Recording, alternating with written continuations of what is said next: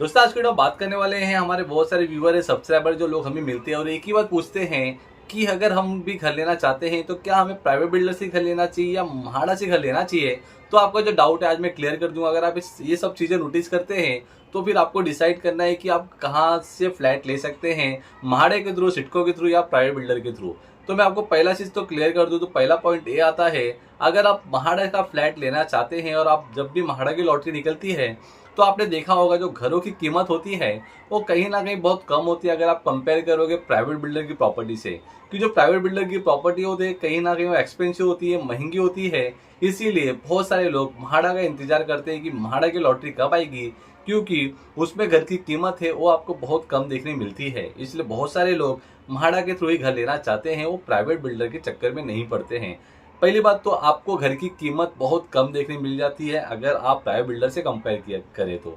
आपको पता होगा जैसे गोरेगांव वेस्ट की जो लॉटरी निकली थी, मुंबई की बोरीवली मागाथानी की लॉटरी निकली थी, मुंबई में बहुत सारी जगहों की लॉटरी निकली थी। अगर आप रेट को कंपेयर करेंगे तो आप गोरेगांव की बात कर लेते हैं, वहाँ पे आपको जो घर की कीमत थी लगभग 30 से 35 लाख में आपको जो घर मिला है, अगर वो प्राइवेट प्रॉपर्टी में देखने जाओगे तो कहीं ना कहीं बहुत ही ज़्यादा आपको देखने मिलेगा और इस कीमत पे आपको गोरेगांव जैसे इलाके में घर नहीं मिलेगा। पर म्हाडा ने इसको पॉसिबल कर दिखाया और म्हाडा ने बहुत कम कीमत पे वहाँ पे लोगों को घर दिया।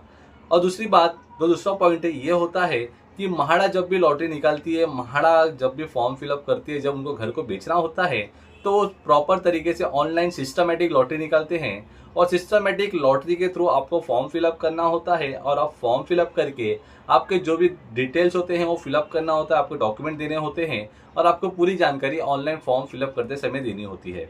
और सेम चीज़ जब भी लॉटरी निकलती है, म्हाडा आपको उनके बुकलेट एडवर्टाइजमेंट के थ्रू पूरी जानकारी दे देती है कि घर की कीमत क्या होगी, कारपेट एरिया कितना होगा, कितने घर है, कितने रिजर्वेशन है, पूरी जानकारी आपको एकदम ट्रांसपेरेंट तरीके से मिल जाता है। और ट्रांसपेरेंट तरीके से पूरी जानकारी देखने के बाद आप उनका ऑनलाइन फॉर्म फिलअप करते हैं।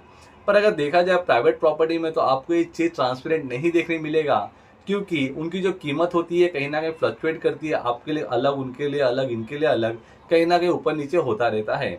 और आपको जो घर की कीमत होती है वो तो ज़्यादा मिलता है, पर आपको यहाँ ट्रांसपेरेंसी देखने नहीं मिलती है प्राइवेट प्रॉपर्टी में।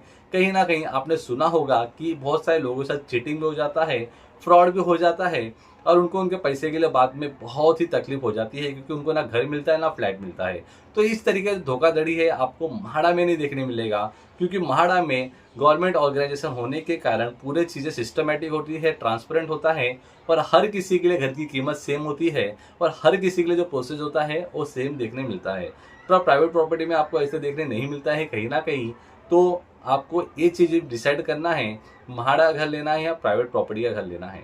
अगर आपके बजट में है तो आप प्राइवेट प्रॉपर्टी में घर ले सकते हैं, अगर आपका बजट कम है तो आप म्हाडा का इंतजार कर सकते हैं, क्योंकि यहाँ पे पूरे ट्रांसपेरेंसी होती है और आपको प्रॉपर फॉर्म फिलअप करके घर, अगर लॉटरी में नाम आता है तो आपको पूरा डॉक्यूमेंट कंप्लीट करके जो पैसे होते हैं वो पे करके आप घर ले सकते हैं।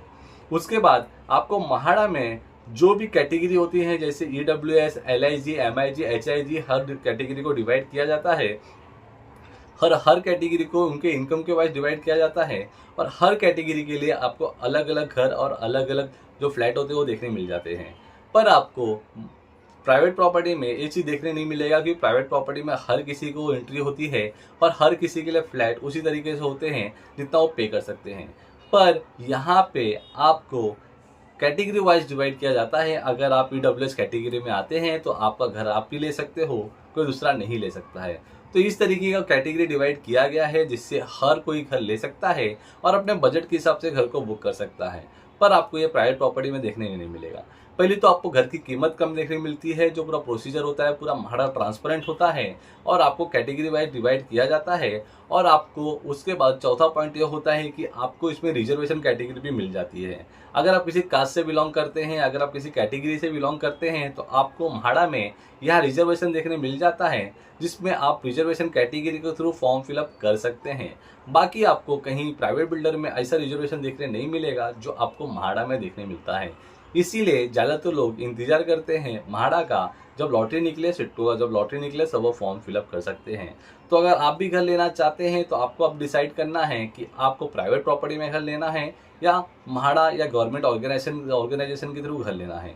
यहाँ पे आपको बहुत सारी फैसिलिटी मिल जाती है, गवर्नमेंट के बहुत सारा सपोर्ट मिल जाता है, जहाँ पे आपके साथ फ्रॉड होना और चिटिंग होने की कुछ भी पॉसिबिलिटी नहीं होती है। तो अगर आप भी घर लेना चाहते हैं तो आपको डिसाइड कर लेना है कि आपको प्राइवेट प्रॉपर्टी के थ्रू लेना है या गवर्नमेंट ऑर्गेनाइजेशन के थ्रू लेना है। अगर आपको हमारा वीडियो पसंद आया दोस्तों, वीडियो को लाइक करना, चैनल सब्सक्राइब करना। मिलते हैं नेक्स्ट वीडियो में नई जानकारी के साथ।